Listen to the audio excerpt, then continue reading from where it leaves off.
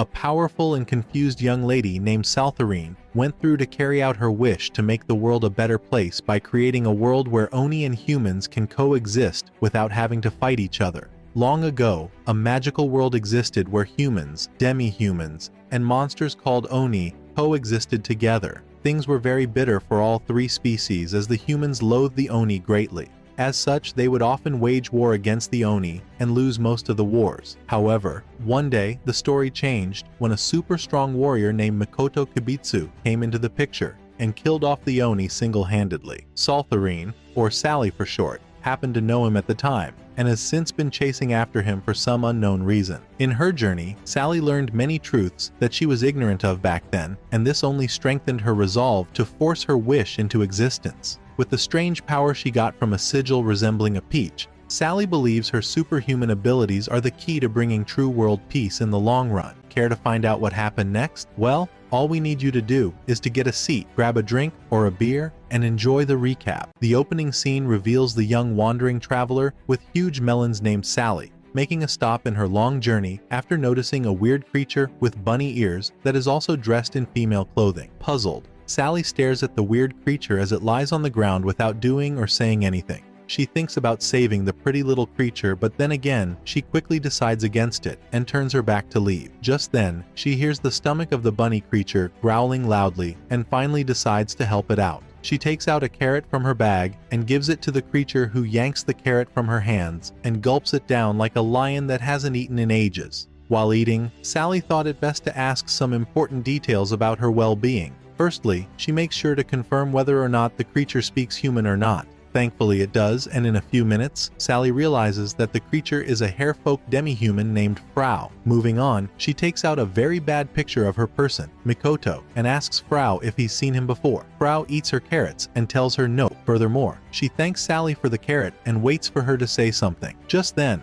Sally gets up to take her leave, but then again, Frau wants to follow her wherever she goes. Despite just meeting the human for the first time, Sally lets her tag along, and together, they walk to the nearest town. On the way, Sally tries telling the demi-human not to be too close to her since she's a human, and humans are all known for hating the shit out of demi-humans. Still, Frau wasn't concerned about that, so she just tagged along. On getting to the nearest village, Sally is greeted by a farmer who shrieks at the sight of the demi-human following her. Sally asked to confirm why he was so scared of the demi-human seeing, as Frau wasn't even being violent or anything. The farmer tells her about the infamous hatred against demi-humans, calling them the enemies of the human race. In a bid to save Sally from the demi-human, he extends his hand out to call her to his side. However, Sally has an epiphany at that moment as a very bad memory rushes to her head. When she snaps out of it, she takes Frau and heads back outside to the woods where she waits till sundown. About an hour later, when there is nobody by the gate, Sally sneaks back into the town after disguising her new friend in a cloak. Thinking she is safe,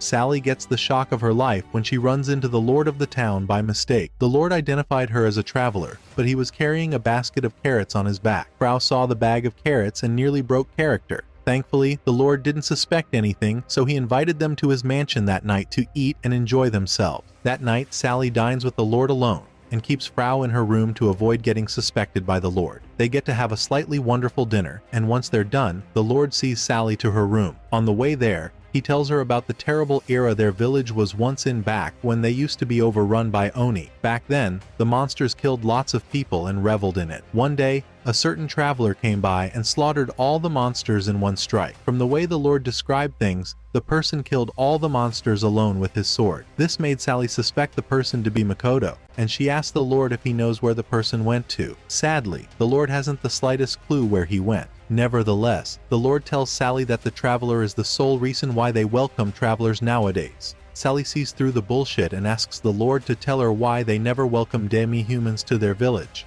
The Lord narrates just how stupid the demi-humans are, and lets her know that most of them don't have any regard for human life. Sally goes to sleep that night worried sick over what's going to happen to her new friend. The next morning she wakes up after hearing a scream coming from outside. Upon further inspection, she learns that an Oni had just appeared in the village and was threatening to take them all out. She quickly gets dressed and heads outside to check out the Oni monster. Getting there, she gets a very weird sensation that makes her clutch her left breast. Stay focused, boys. Let's get our heads back in the story. Anyways, Sally recalls a similar feeling she had back then and freezes right in front of the Oni. With only seconds left to get crushed, Sally was shocked over what to do. Thankfully, Frau was there to help her out. She slays the Oni in 2 kicks and exposes herself as a demi-human to the villagers. Rather than thank her for her service, the villagers were scared of her. The lord of the town chased both Sally and her companion out of the village, but before Sally could leave, the demi-human, Frau, thanked the lord of the town or village for giving it some carrots the other night. Then she joined Sally to continue journeying with her.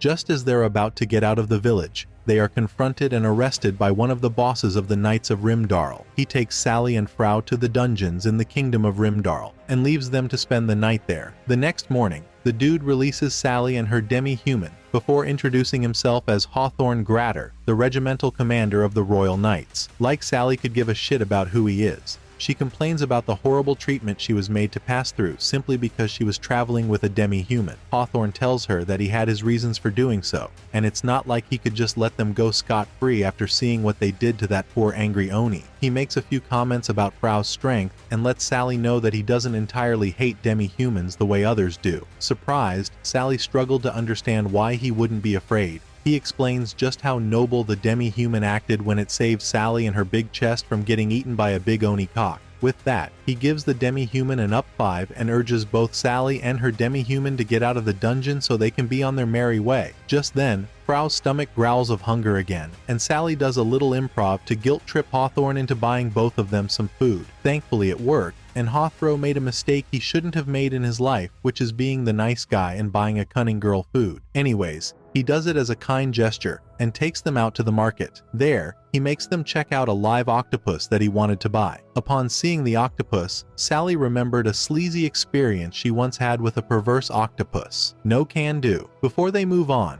2 little street runts show up to make fun of Hawthorne and his girlfriend. Sally makes it clear that she isn't Hawthorne's girlfriend, letting them know he isn't her type at all. Without doing anything, Hawthorne gets friend-zoned and can't even do a thing about it. Frau spots some carrots and rushes over to get some. Hawthorne foots the bills and continues the shopping spree. Just right outside the kingdom gates, 2 high-ranking Onus, Miki, and Set stand and wait for the right time to attack the city. The duo talk and tease each other about their past missions until it's time to get their affairs in order. Miki exposes her right eye and shoots a large cannon blast that tears a hole in the walls of the kingdom. Sally escapes being vaporized by a hair's length, and Set soon gains access to the kingdom grounds. He finds some guards trying to control the situation there, and crushes them all. Sally loses herself and walks towards the Oni without a care in the world. Hawthorne tried his best to stop her from committing suicide, but Sally wasn't herself anymore. Thankfully, Frau understood what was happening and kicked the monster in the face to stop it from attacking Sally. That worked just fine, and Set is shocked to see a demi-human helping humans. Frau calls Sally back to her senses and tells her to run away with Hawthorne. This works, and Hawthorne gets Sally out of there. After she's gone,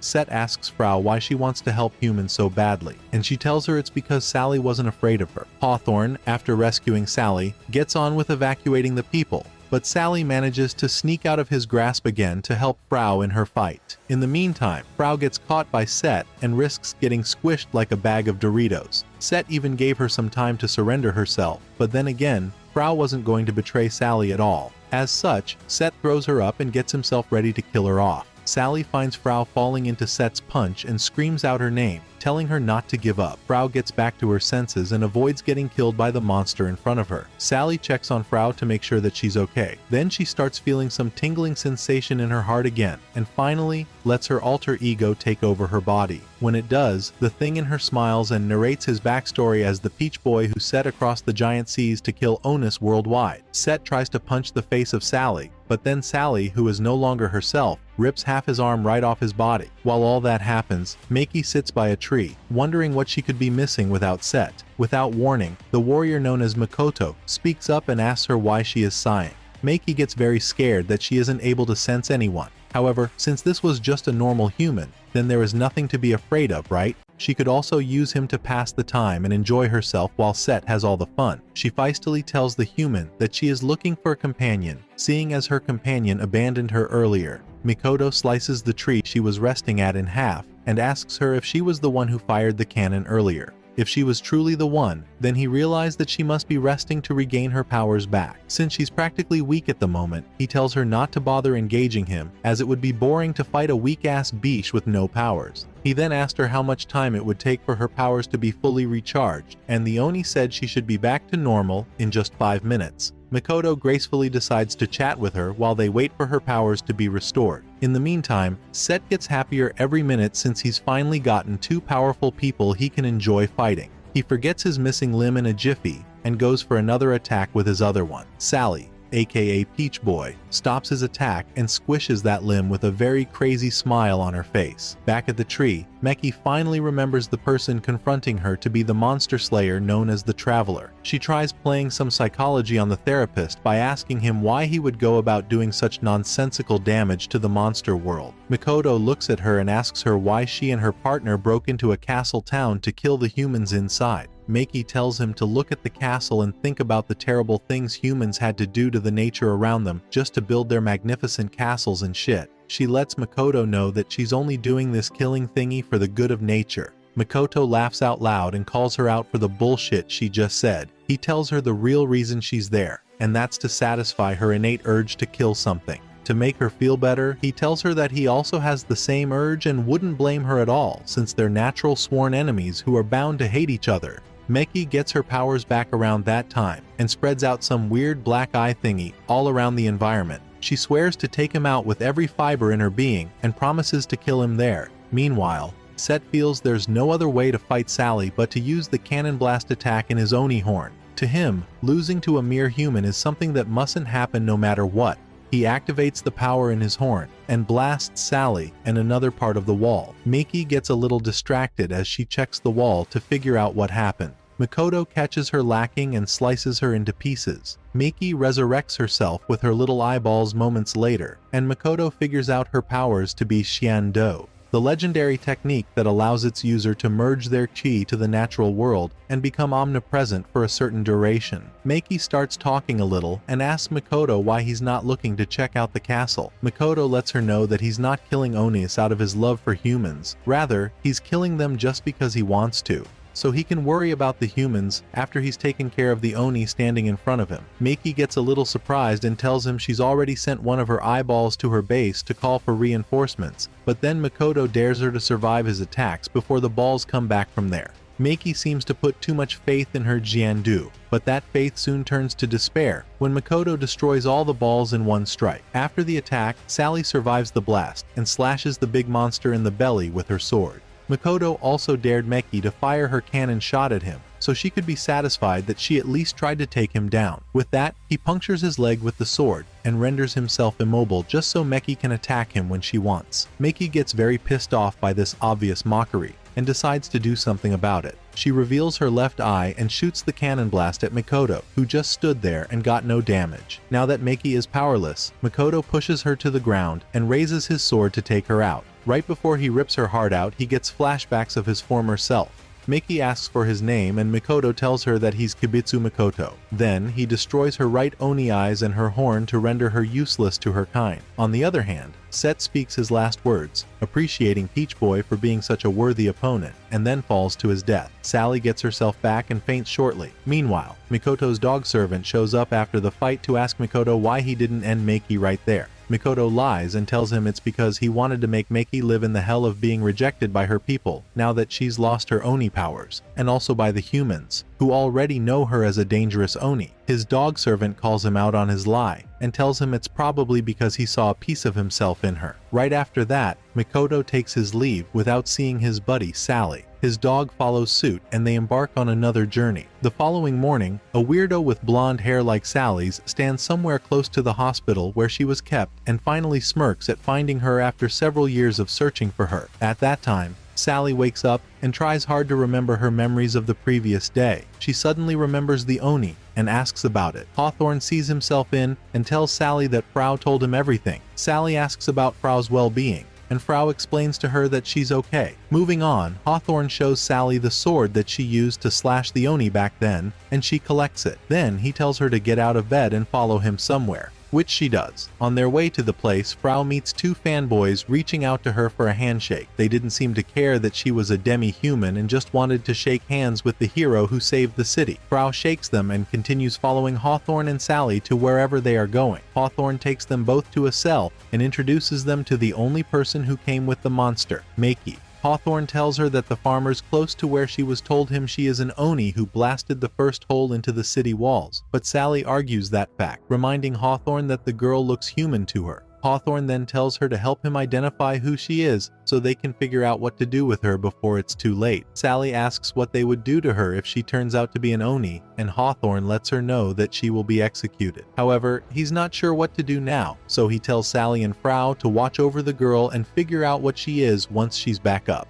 After instructing them, he leaves them in the dungeon to attend to other matters. Mere moments after he's gone, Maki wakes up and faces an intense interrogation from Frau and her master. Sally asks her to identify herself, and Miki tells her that she's an Oni, their enemies. Sally, however, lets her know that she looks human, but Miki keeps her hard-headedness. To prove her Oni strength, she tries to punch Frau but doesn't even manage to dent her soft, furry skin. Just then, it dawns on her, and she realizes what Makoto had done to her. She blurts out his name as she curses him and makes Sally surprised. She checks to confirm if it was her Makoto that caused such damage to her, but Miki tells her that he's the one. Around that time, a very strong Oni makes his way through the woods to the city of Rimdarl, taking out every Oni in his wake. Miki narrates everything that happened between her and the man named Makoto. Sally smiles after hearing all she wants to hear and gets ready to leave the town with her friend, Frau. Before leaving, however, she warns Meki not to tell anybody she's an Oni or she'll be executed. Meki considers getting executed and dying as an Oni. But then again, Sally couldn't allow that, so she jailbreaks her out and gets out of town with Miki. Hawthorne, on the other hand, gets the normal daily report when one of his guards rushes in to explain the situation to her. Hawthorne gets up from his chair and rushes toward the city to search for Sally and Frau so he can get them back. In the meantime, Sally, Frau, and Miki all run toward the city gates, only to find Hawthorne standing there to stop them. She uses Frau to kick Hawthorne off his horse and asks him to let them go since he's a nice guy and all. Hawthorne takes the insult like the nice guy he is and watches them go ahead of him. Just then, one of the guards shows up to get him his horse back. Hawthorne gets his horse and is about to ride it when suddenly, a huge cannon blast blows the entire kingdom of Rimdarl to ashes. Sally and the others all stood in shock as the entire kingdom was leveled in an instant.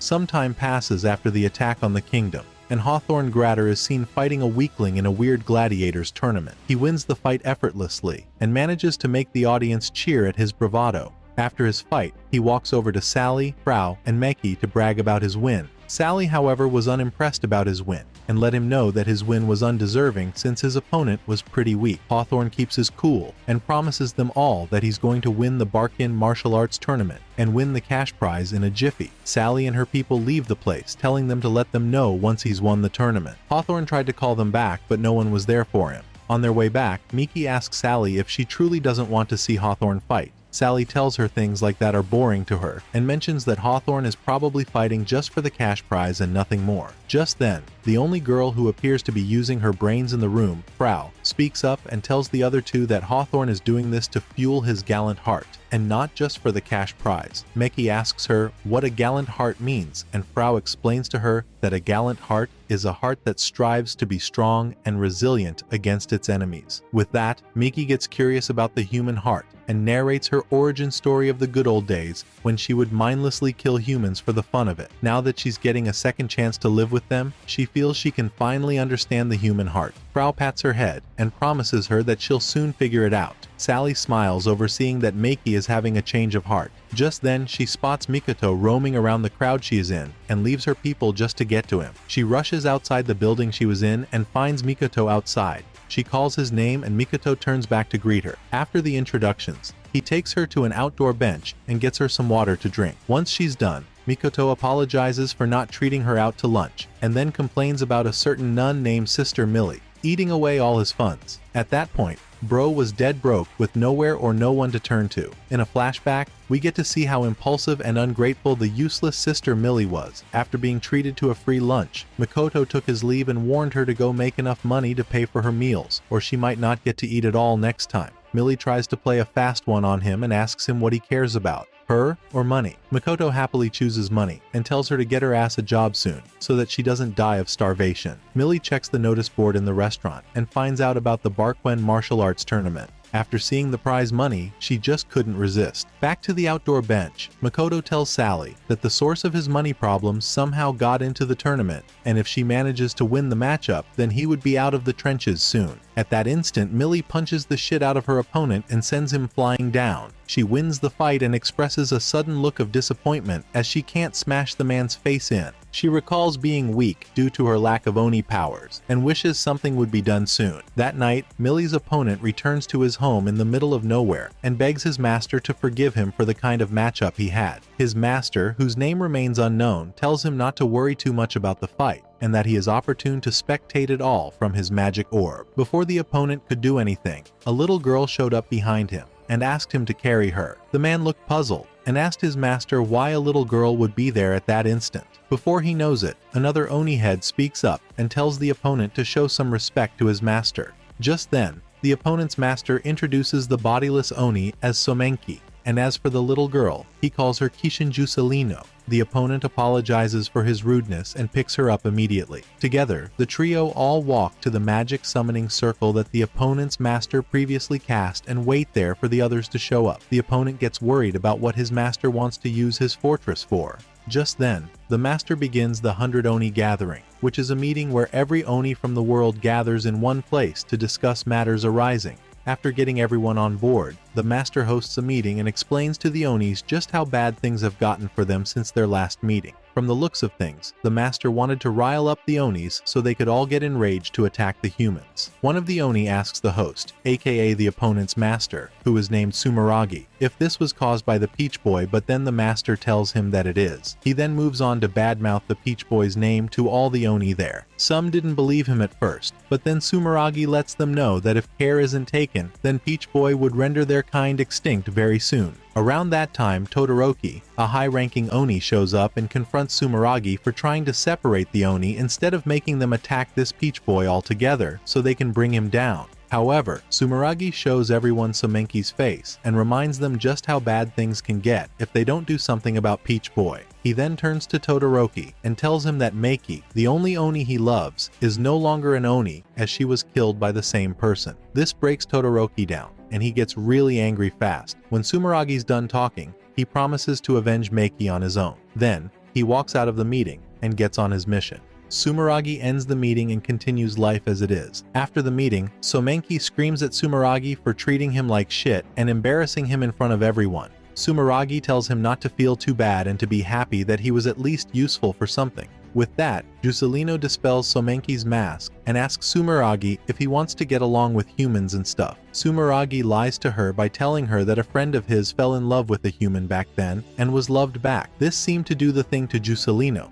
as she succumbs to doing what Sumeragi wants. She leaves him with a promise to always be there and disappears into thin air. After she's gone, his subordinate senses something very weird with his master's demeanor, but chooses to remain silent. Very early the next morning, Jusalino waltzes into town and finds Hawthorne preparing for his morning run. She calls him and orders him to carry her on his back, but then again, Hawthorne doesn't really understand what she wants. She tells him she's searching for a person named Sumeragi, but then again, Hawthorne doesn't know who Sumeragi is. Nevertheless, he chooses to help her out on her search and gets on his way. Along the line, he asks her to tell him her name. Jusalino introduces herself as the Princess of Masks and calls herself a pretty big deal. Hawthorne funnily looks at her, and this makes the princess think he'd fallen in love with her. Hawthorne takes a rain check on that, and Jusalino asks him out to be her friend, promising to give him eternal life and the likes if he agrees to become her friend. Hawthorne, however, wasn't interested in her gimmicks, and instead smacked her head, telling her that friendship is built on trust and not just material things. Jusalino gets pissed and nearly changes towards him,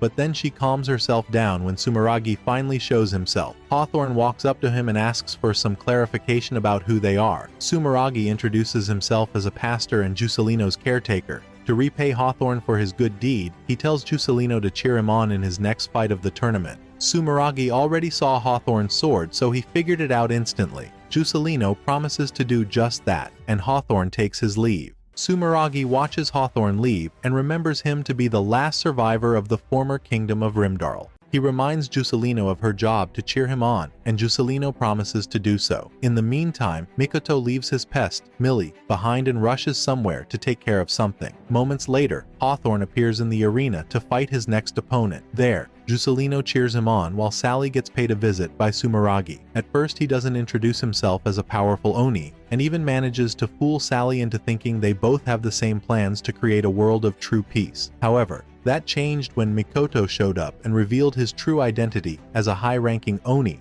who was there to only wreak havoc. Sumeragi is a little impressed at Mikoto for remembering like that and asks Sally to join hands with him and surrender her eyes and hands to the Oni so that he can work with her and create a world of true peace. As for Mikoto, he tells her not to ever think about creating a world of true peace, simply because he doesn't want to abandon his true hatred and conform to a world of peace. Now Sally is left with a hard choice over whose hand she gets to pick. Does she pick Mikoto's hands or go with the cunning Oni who has evil intentions towards her? Before answering the question, a flashback is shown to tell the story of how it all began with the monsters, humans, Saltharin, or Sally for short, and her feminine man crush, Mikoto. Right after the humans knew of the existence of the dreadful monsters known as the Oni, they worked towards making sure the Oni all got destroyed within their means. They built castles and walls to protect their kingdom, trained their knights to fight the Oni monsters, and also made sure that everyone knew what to do in the case of an Oni attack. Things went well in the kingdom of Alderaki,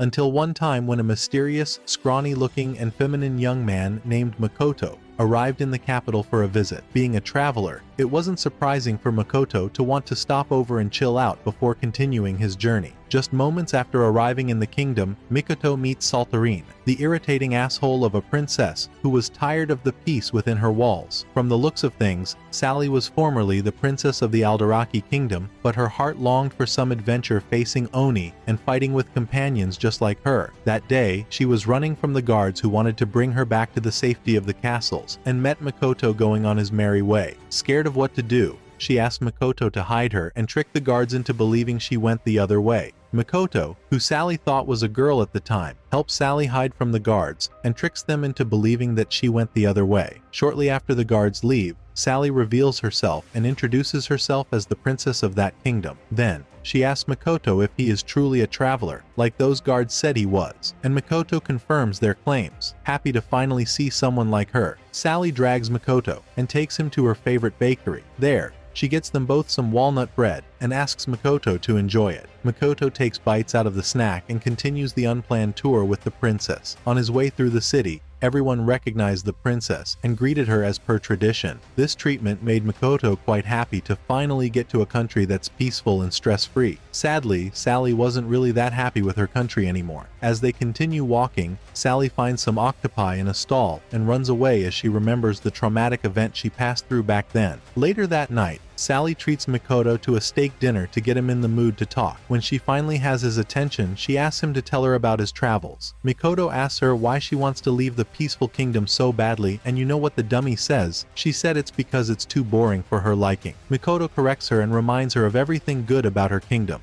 which includes abundant food, good people, and overwhelming peace. Still, Sally hates the fact that she has to be born there and die there without exploring other parts of the world. Seeing as their conversation isn't going anywhere, she excuses herself and leaves for her quarters. Mikoto greets her goodnight and gets to his room in the mansion. At that moment, two Onis are seen stalking the entire kingdom from the outskirts with bloodlust gushing from their eyes as if they were waiting for the right time to strike. However, nothing happens that night and everyone gets to sleep peacefully. The next morning, Sally gets up early and walks in on Mikoto getting dressed. Upon seeing his upper body, Sally realizes that he's pretty flat-chested and looks very thin and scrawny. She asks him why that's so, and Mikoto tells her he's a man, not a woman. This takes Sally by surprise, as she gets very annoyed over why a man would be much prettier than she is. She accidentally pushes Mikoto over and falls chest flat on him. The two of them have a moment, and Sally is taken aback by Mikoto's pretty face. However, she snaps out of the butterfly in my belly moment and acts as if nothing happened. She moves on by asking Mikoto to tell her about his journey.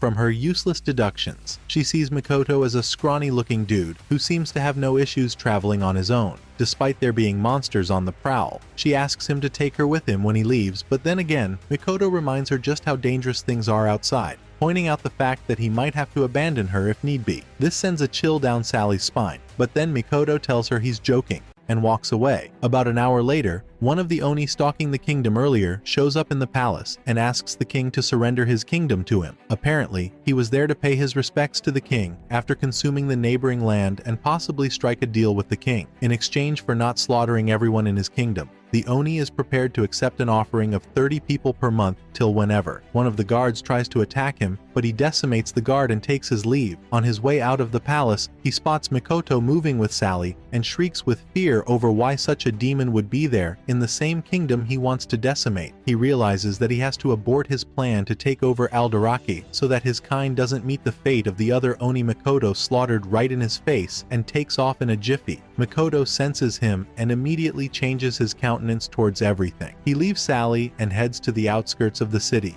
Sally returns to her father only to find everywhere in chaos. Her dad, who was the king at the time, holds her and tells her to go on the journey she's always wished to go on. Confused, Sally asks him to tell her what was happening, but then again, they were out of time as the Oni were already closing in on the city. Sally rushes outside and finds the hordes of monsters standing in front of their gates. She feels a certain urge to move toward them and follows her heart, wondering what she will do once she's close enough to them. In the meantime, the Oni joins the others outside the city and warns them to get on their way if they value their lives, but as expected of big stupid idiots, the lead Oni, Moki, wasn't fazed. Mikoto appears a moment later and waits for the Oni to underestimate him. The second Oni asks him to leave and avoid fighting. However, he was in over his head and ready to crush Mikoto. Sally also arrived there and begged Mikoto to leave that spot instantly so that he wouldn't get crushed by the big idiotic Oni. Mikoto, however, only smiled and asked her to give him a little time to finish his business. Moki blindly attacked Mikoto and lost an arm. Then Mikoto got serious with the others and destroyed all of them right in front of Sally as she narrated the story of the Peach Boy by the riverside.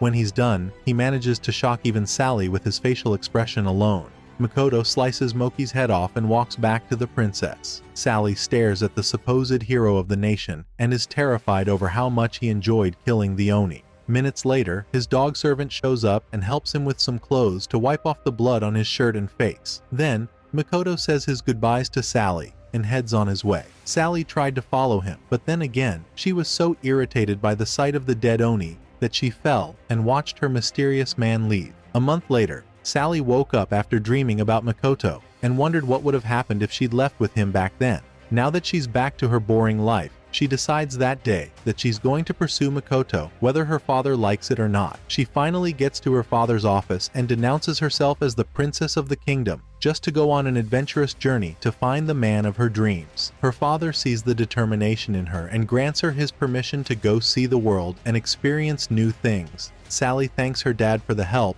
changes her clothing, and rushes out of the kingdom. On her first day outside the kingdom, Sally met Frau for the first time, and the rest of the story happened like normal. Now back to the present. A certain woman is seen walking in the streets of a town in the middle of the night. From the looks of things, I'd say she was out looking for some late-night D to ease her emotion-fueled kitty. Little did she know that that night would be the last night of her life. She hears some rustling in the streets and finds out it is just a cat. Thinking she was out of the blue, she turns back to continue leaving just to find herself facing a vampire Oni. In just a few seconds, the vampire drains her blood and leaves her lifeless body desolate and without life. On their way to the said town the following morning, Hawthorne warns Sally and the others not to get too frisky about the next town they're getting to, simply because he's heard from a guard in the town they were in before that a vampire roams the streets of that town at night. These past few days, there have been bodies of random people scattered all along the town, and the only thing common amongst the corpses is the 2 bite marks on their necks and their bloodless bodies. Upon hearing this, Sally advises them to camp outside and enjoy their time.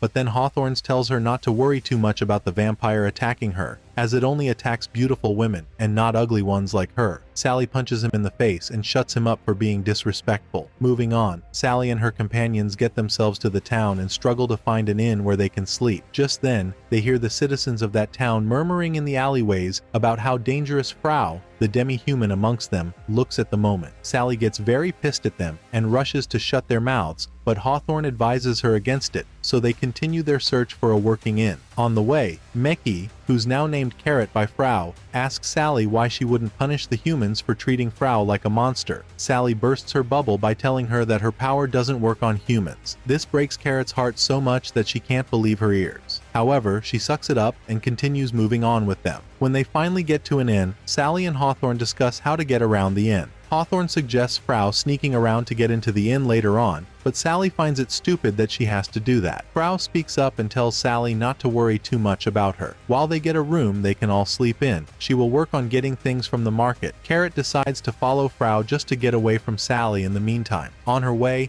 she thinks about how funny it is that Sally would avoid hurting the humans, but will still compromise on the fate of her companions. She abandons the thought and focuses on protecting Frau, who wants to buy a cloak to cover her bunny ears. On the way, she finds carrots in a stall and gets very enticed to buy them. The stall owner finds Frau, the demi-human, sniffing around his carrots and rudely sells them to her after collecting her money. Carrot gets understandably pissed at the idiot stall owner treating Frau like she was a piece of shit. Meanwhile, Sally and Hawthorne get a little worried about Carrot and Frau. Hawthorne mentions what might happen if Carrot, who's not used to human animosity, realizes how irritating humans can get with their loud mouths. He fears that she might go out of control and use what little Oni power she has left to take them all out. On hearing this, Sally leaves to find them before it gets too dark. In the meantime, Carrot settles with her new friend and asks Frau how she's so cool with being discriminated against.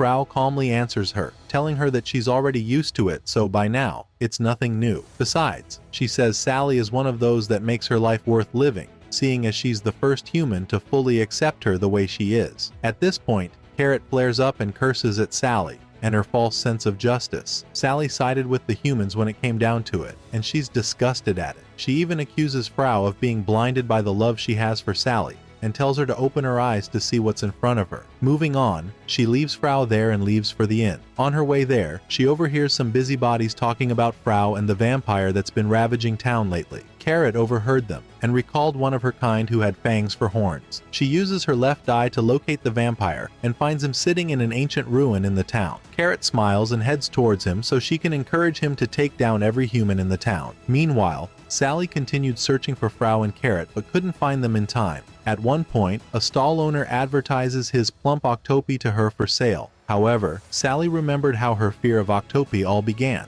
That day, a merchant bought some purple octopus and brought it to the palace. Sally got too close to the octopus and it wrung itself around her body. She begs the man to take the octopus away from her, while her peach boy eyes come to life. That night, Carrot, aka Meiki, finally finds her former teammate, Kyuketsuki, or Ketsu for short. After necessary introductions, she humbly asks Ketsu to help her slaughter the humans in the city for her. When he asks her to do it herself, she tells him everything. Ketsu suddenly gains interest in this mysterious Sally girl and wonders how her blood would taste. Carrot gets very worried and tells him not to kill Sally at all, but then Ketsu questions her loyalty to Oni kind and forces her to demand he kills Sally. Just then, Frau shows up and tells Carrot not to worry too much about betraying the humans. She asks Carrot to come back to her, but then again, Ketsu isn't so concerned about them. Just as he's about to leave, Frau attacks him and gets her upper body blown to bits by his fanged horns. Sally, on the other hand, searches the entire town frantically for Frau and Carrot,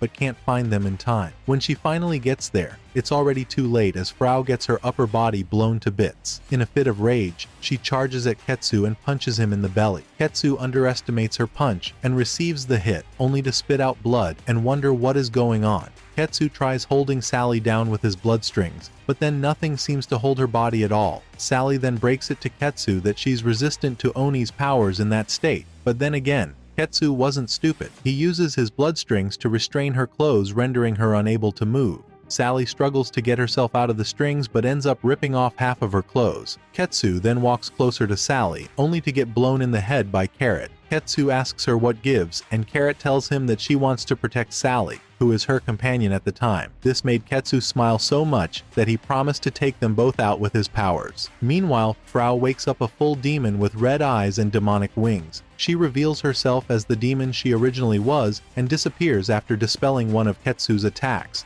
Then, in one strike, Frau punches a hole in Ketsu's chest and faints after reaching the limit of her powers. Ketsu finally realizes that death is imminent and prays for salvation. He asks Meiki if she switched sides, and when she tells him yes, he doesn't judge her, as he is also guilty of the same thing. At a point in his long life, Ketsu got bored and decided to live with the humans. There, he mingled well with them since his fangs were his horns, and fell in love with a woman who made him forget his actual nature. On the night of their marriage, Ketsu killed his wife when his Oni instinct overcame his senses, and lived with the pain ever since then. He tells Carrot to rejoice for having her Oni instinct removed from her body now that she has a second chance at life. Before he dies, he tells them to get Frau out of there quickly before the sun rises, which they do swiftly. When they're completely out of sight, our boy Ketsu the vampire closes his eyes to death forever. The next morning, Frau wakes up still in her demon form and finds out that she's in an inn. She looks around her and finds Atla sitting near her bed. Frau gets a little shocked to see Frau again and even thinks she died again. However, Atla tells her to calm down and not worry about that since she's alive. Apparently, Frau's comrades brought her to the inn after the fight to sleep and recover her energy. Currently, Carrot and Sally are out to get her some carrots, and Hawthorne is guarding the door where Frau sleeps currently to make sure she's safe at all times. Atla is pretty impressed that Frau has such wonderful comrades for friends. To help get her back to normal, Atla collects the demonic power she lent Frau back before disappearing. Hawthorne enters the room after hearing some voices inside the room and finds only a resting, beautiful, and normal Frau staying there. In the meantime, Sally and Carrot walk around the market searching for carrots to buy for her. Carrot gets confused and asks Sally why she's searching to get only carrots and not some medicine. Sally tells her carrots are Frau's medicine, and that taking them is better than antibiotics. With that, Carrot gives up her questioning and asks Sally if she was the one who killed her partner, Set. Sally confirms her suspicions and tells her that she unapologetically killed the big idiot who sought only to take human lives. She's not sorry and will do it again if asked. Sally's reply doesn't sit well with Carrot, so she gets a little uneasy. Sally was also ready for anything that could happen, but then they happened to be in front of the stall owner, who insulted Frau the previous day. The big coward shows up and tells the girls to take their fight someplace else. He then recognizes Carrot and warns her to stay away from demi-humans next time. As if that wasn't enough, he continues raining insults on Frau, calling her a wolf in sheep's clothing and a stupid animal who can't think for herself. Sally gets so pissed at the man that she punches his face to the ground, rightfully so, and warns him never to talk about her comrade like that again. After helping Frau out with her power problem, Atla flies back to her space and finds Ketsu's spirit standing behind a crowd. She descends on her flight and asks Ketsu's spirit what he is still doing on Earth. Ketsu tells her to wait a few minutes so he can watch his body get burned by the people of the town. Meanwhile, Sally and Carrot continue moving to get Frau some food. On their way, Carrot finally smiles at Sally for standing up for Frau like that. Sally, however, tells her that she regrets beating the young man like that. Carrot feels like she should have killed the person to make him an example to the others, but then again, Sally said that's not how to solve things. She also calls Carrot out on her feelings, calling her a softie and someone who considers Frau a companion. Carrot thinks about her situation a little bit and starts to accept her new self. In the meantime, Atla and Ketsu discuss Ketsu's life as the people rejoice over his body being burned. Before he runs out of time, he makes sure to tell Atla about the supposed harefolk who came for him, letting her know that the thing was more of a demon than a harefolk. Atla tells him that the person only wanted that for themselves. This made Ketsu question Heaven's decision to let something like Frau live amongst the humans, but in the end, he accepts his fate once his body is gone, and Atla helps him to disappear. That instant, Carrot feels something really weird in her joints, but soon sucks it up and asks Frau to tell her about the form she took yesterday. Frau looked a little uncomfortable, so Carrot stopped questioning her too much about it as long as she was still their comrade. One word turns to two, and Carrot tells on Sally for punching a villager the previous day. This pisses Hawthorne so much that he drags her ass to prison. However, the others came to defend her, so there was nothing he could do eventually. In the meantime, a little recap is shown to explain how Mikoto Kibitsu met his food-hogging impulsive partner, who calls herself Milia. That night, he found her following him and his dog in the woods, like a stalker with nothing to do with life, and attacked her. Upon seeing her dressed in nun clothes, Mikoto holds his blade and makes a campfire before cooking some delicious mushroom soup. The nun was initially reluctant to eat with them, scared that they would eat her alive, but then her stomach forced her to get the dish and eat to her fill. While at it, Mikoto asks her what her sister is doing out in the woods so late. Milia tells him she doesn't even know as she has some kind of amnesia and can only remember her name to be Milia. Mikoto accepts that and houses her for the night. By midnight, Mikoto sneaks up on Milia and opens her head cover to expose her horn. He smiles menacingly and takes out his sword to kill her. However, his dog came through for Milia and warned him not to commit the crime of killing a human. Mikoto questioned his dog's judgment and asked him if he was still loyal to him. The dog bites his sword and warns him never to do that again. Mikoto calms his balls and lets Milia sleep. The next morning, an Oni attacks Milia and Mikoto, slices its head clean off. After that, he asks his dog to scan the area to figure out where the rest of the Onis are. The dog tells him they still have up to about 10 Onis scattered north of where they are. Milia remembers something after listening to Mikoto explain what a low-level Oni is. Moving on, they continue moving towards the nearest city, where Mikoto plans on letting her off and continuing his journey. He asks her to get to a church after he's gone so that they can provide her with some food and shelter while at it. At that instant, Sumeragi's subordinate from before shows up and calls Milia Hatsuki, a high-level Oni who lost her way in a terrible fight against a human. Milia's amnesia acted up, and she couldn't remember herself anymore. Just then, Mikoto steps in and tells the subordinate to avoid pissing them both off so he doesn't end up losing his head in the process. At that point, Milia gets her memories back and remembers her last fight, which was with the Peach Boy version of Sally. Her memories come back to life, but now that she's lost most of her horn, she's weak as a freak. The subordinate slashes her upper body to kill her, but he soon realizes that Hatsuki is tougher than he expected. Hatsuki then turns to Mikoto and asks him to do something about it. Then, Mikoto tells her he's not helping her. Now she's an Oni. He encourages her to fight the man so that he can kill the survivor. This put Hatsuki in a pretty bad situation, and she didn't want to die at that moment, not now that she's eager to see Sally again. So, she rips out what's left of her horn and renders herself useless to be called Oni. She makes bold claims to Mikoto, asking him to help her, and faints. In her last moments, all she could dream about was the Peach Boy's power, and how badly she wanted to live so she could see Sally again. Just then, the scene switches up, and Milia wakes up in her hospital bed with Mikoto standing near her. She asks him to tell her what happened, and Mikoto says that he scared the subordinate away and rescued her. Milia thanks him for helping her out, and outrightly tells him that she'll be freeloading off him in the meantime. Mikoto acts like the dumb gentleman and allows the freeloader to live off him for the next couple of months.